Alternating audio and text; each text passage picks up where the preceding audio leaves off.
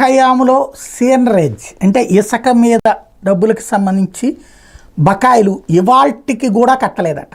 ఇది ఇప్పుడు అలాంటి వాళ్ళ మీద చర్యలకి రాష్ట్ర ప్రభుత్వం రంగం సిద్ధమవుతోంది.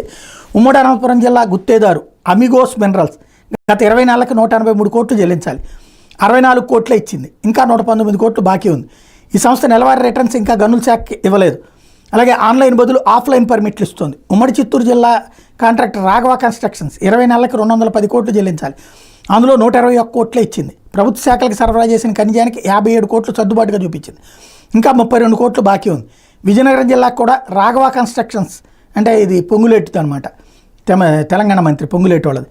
రాఘవ కన్స్ట్రక్షన్స్ కాంట్రాక్టర్ అయితే అక్కడ 16 నెలలకు 95 కోట్లు చెల్లించాలి. 71 కోట్లు చెల్లించింది. ఇంకా 24 కోట్లు బాకీ ఉంది. కడప జిల్లా గుత్తేదారుగా ఉన్న హిల్ సైడ్ ఎస్టేట్స్ 20 నెలలకు 159 కోట్లు ప్రభుత్వానికి చెల్లించాలి. ఇందులో 33 కోట్లే కట్టింది. 30 కోట్లు సర్దుబాటుగా చూపించింది. ఇంకా 96 కోట్లు కట్టాలి. తూర్పుగోదావరి జిల్లా గుత్తేదారైన సుధాకర్ ఇన్ఫ్రా సంస్థ 19 నెలలకు 157 కోట్లు కట్టాలి. కానీ 58 కోట్లు జమ చేసి మరో 49 కోట్లు బుక్ అడ్జస్ట్మెంట్గా చూపింది. ఆ సంస్థ మరో 49 కోట్లు ప్రభుత్వానికి బకాయింది. గుంటూరు జిల్లా గుత్తేదారు ఏఎంఆర్ సంస్థ 13 నెలలకు 116 కోట్లు చెల్లించాలి.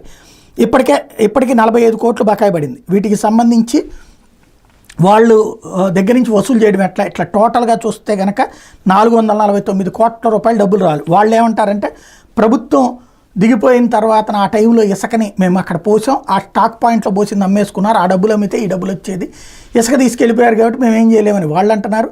లేకపోతే ఆ సదరు సంస్థల మీద చట్టపరంగా చర్య ఎట్లా తీసుకోవాలన్నది ఇప్పుడు తేల్చుకోవాల్సి ఉంది.